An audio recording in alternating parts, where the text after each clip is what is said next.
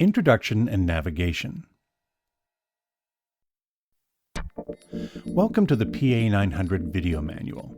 Korg is well known for creating the most successful arranger keyboards ever made.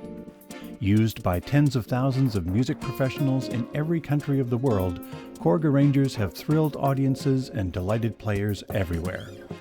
PA900 was developed with this respected history in mind, but also with the idea of moving technology ahead and bringing together unparalleled sound quality and innovative, intuitive features to create this complete professional arranger keyboard. The PA900 has one focus. It's designed to help you perform and create music. In this hour-long video, we'll cover the main functions of your PA900. There's a lot to cover, so each exercise will be brief, but it should be enough to get you started. We recommend that you follow the video all the way through the first time, pausing when necessary. Then later go back to specific chapters. If you're watching this on the internet, if possible, watch the chapters in order. For more detailed information about your PA900, the PDF manuals on the accessory disc that came with your instrument or downloaded from your Korg distributor's website can help you dig deeper. If possible, have a USB memory device such as a pen drive with 2 standard MIDI files, a karaoke MIDI file, and an MP3 file on it for the song play section.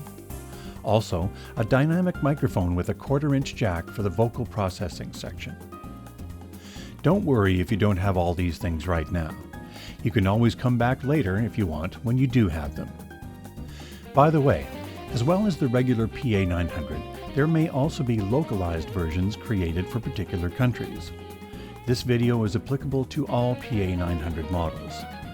Don't worry if the styles and sounds in your unit are different or organized in different locations than shown in the video. The ones used in this video are for example only. If you are instructed to select a particular style or sound and either it isn't there or the name is different, select any other and continue to follow along. Okay, before we get started, let's restart the PA900 so we'll both be in the same place from the beginning. Hold down the standby switch for 1 second to turn it off. The screen will dim for a short period, then go completely black. Now press it again to turn it back on. It takes a minute or so to start up and load all the necessary data in, like styles, sounds, etc., similar to when you start a computer. While the data is loading, let's look at a few things on the top panel of the PA900. Because this instrument is mainly designed for performance, there are many switches and knobs on the top panel assigned to functions for immediate access. For now, let's get familiar with a few of the main ones. For example, the joystick, used to control different parameters of the sounds. Master volume. The balance knob, used to adjust the balance between the sounds you are playing on the keyboard. These are called the keyboard tracks. And the sounds of the accompaniment or song.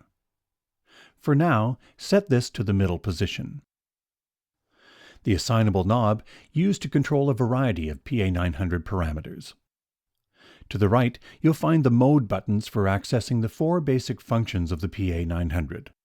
Playing styles, playing songs, creating songs, and playing and editing individual sounds. Global is for adjusting parameters that affect the PA900 as a whole, such as assigning functions to a foot switch. And media is for accessing save, load, and other internal and external drive functions.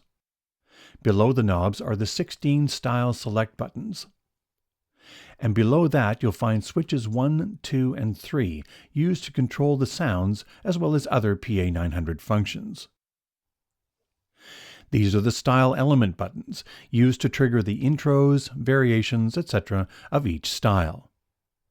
The red start-stop button, as well as fade in, out, tap tempo, and synchro start-stop give you a variety of ways of starting and stopping the style. Songbook, a special feature for organizing songs and styles for your performance. These are the separate transport controls for the dual song player and the slider for crossfading from one song to the other. For now, set this to the left. The Performance Select buttons to access several keyboard track settings, as well as the My Setting button to quickly access your most favorite keyboard track setup. These buttons adjust the transpose, the octave of the upper keyboard sounds, and turn split on and off. The mic setting knobs and switches for controlling your microphone and the voice processor harmonies and effects. The USB host port for connecting external drives, such as the USB memory stick. The value dial to adjust the parameter values. The menu button that brings up the available edit pages on the screen, and the exit button to return to the top page. The color touch screen, the heart of the PA900 interface. Below the screen are the 4 single touch setting buttons, abbreviated as STS, for accessing keyboard track settings saved with each style. The back of the PA900 is where you'll find the audio inputs and mic gain knob, left and right audio outputs, MIDI in and out, the damper pedal connector, the assignable pedal connector is where you can connect either a pedal, like the optional EXP2 for controlling things like volume, or a foot switch like the optional PS1 for controlling things like starting and stopping a style. The USB device port for connecting the internal drive to a computer, and the video out to display the PA900 screen or lyrics on an external video monitor. By the way, you'll find the headphone jack conveniently located on the front of the PA900 just below the joystick. Now that the PA900 has finished powering up, let me show you how to adjust the brightness of the display. Hold down the menu button and turn the dial to adjust it to the setting that works best for you.